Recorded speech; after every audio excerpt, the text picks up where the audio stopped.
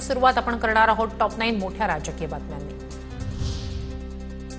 संजय राऊतांकडून काँग्रेस पक्षश्रेष्ठींकडे हर्षवर्धन सपकाळांची तक्रार। सपकाळांचा मनसेला मवियात घेण्यास होता विरोध। पत्रामुळे काँग्रेस श्रेष्ठी शिवसेनेवर नाराज। काँग्रेस सपकाळांच्या पाठीशी असल्याची माहिती। तर ही बातमी कुठून आली माहिती नाही, असं काही घडलं नाही। सपकाळांशी चांगले संबंध। संजय राऊत यांची प्रतिक्रिया। बातमी कुठून येते किंवा आली आहे मला माहित नाही। मुळात असं काहीच घडलेलं नाहीये। हर्षवर्धन सपकाळ हे काँग्रेसचे प्रदेशाध्यक्ष आहेत, आमचे सहकारी आहेत महाविकास आघाडीतले। निवडणूक आयोगाच्या भेटीसाठी पक्ष म्हणून काँग्रेसने उपस्थिती दाखवली। मनसे सोबत येण्याच्या अनुषंगाने शिष्टमंडळ नव्हतं। निवडणूक आयोगाच्या कारभारावर भेट होती, त्यामुळे आघाडी आणि युतीच्या चर्चा अनावश्यक। सपकाळ यांचं स्पष्टीकरण। मनसे सोबत घेण्याचा किंवा इतर पक्ष सोबत घेण्याच्या अनुषंगाने हे शिष्टमंडळ नव्हतं। हे स्पेसिफिकली शिष्टमंडळ कशासाठी होतं की निवडणूक आयोगाचा जो गोंधळ आहे, डोळ्यात झणझणीत अंजन घालणे, हा एकंदरीत त्या शिष्टमंडळाचा हेतू होता। मुख्यमंत्री आणि दोन्ही उपमुख्यमंत्र्यांचं राजकारण असंवेदनशील। सामनाच्या दिवाळी अंकातून उद्धव ठाकरेंचा महायुतीवर हल्लाबोल। कबूतरखाना नुकसान भरपाईच्या मुद्द्यावरून ठाकरेंचा सरकारवर प्रहार। इज्जत गेली गावाची मग आठवण आली भावाची। एकनाथ शिंदेंचा उद्धव ठाकरेंवर जोरदार निशाणा। ठाकरे बंधूंच्या एकत्र येण्यावर शिंदेंची टीका। जिंकल्यानंतर सगळं चांगलं असतं, हरल्यानंतर रडीचा डाव खेळता। आणि म्हणून एक म्हण आहे ती सांगतो, इज्जत गेली गावाची आणि मग आठवण आली भावाची।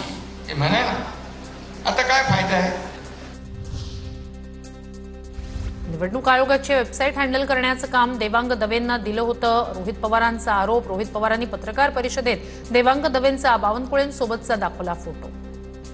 या स्वायत्त संस्थेचं इंटरनेट नाही तर त्यांची वेबसाईट हे हँडल करण्याची जबाबदारी कोणाला इलेक्शन कमिशन दिली तर ही दवे नावाच्या या व्यक्तीला तिथं दिलेली आहे। अचानक 1 महिन्यात मोठ्या प्रमाणात मतदार कसे वाढले? रोहित पवारांचा निवडणूक आयोगाला लेखी माहिती देण्याचं आवाहन। डोनाल्ड तात्या नावानं आधार कार्ड काढल्याचाही दावा। अचानक वाढलेले मतदार हे होते कुठले, कसे आले, कुठून आले, ही माहिती आम्ही तिथं मागितलं। आता ट्रम्प तात्या झाले आहेत आमचे मतदार राशींचे। बुलढाण्यात 1 लाखाहून अधिक बोगस मतदार। निवडणूक आयोगाकडून बोगस नावं काढण्यास टाळाटाळ। सत्ताधारी आमदार संजय गायकवाड यांचा मोठा दावा। लाखाच्या जवळपास अशी संख्या असेल, लाखाच्या जवळपास। 20-20 वर्षापासून आमच्या शहरातले अधिकारी हे शहर सोडून गेले। नावं तशीच आहेत। अनेक जण, कित्येक जण मतदाराची 10% लोक मेलेले आहेत, ती नाव तशीच आहेत। ती कधी काढणार ती लोक? छत्रपती संभाजीनगरच्या भाजप जिल्हा सचिवांकडूनच निवडणूक आयोगाच्या पारदर्शकतेवर आक्षेप। सिल्लोड नगर परिषदेच्या प्रारूप मतदार यादीत मतदारांची हेराफेरी। कमलेश कटारिया यांचा आरोप।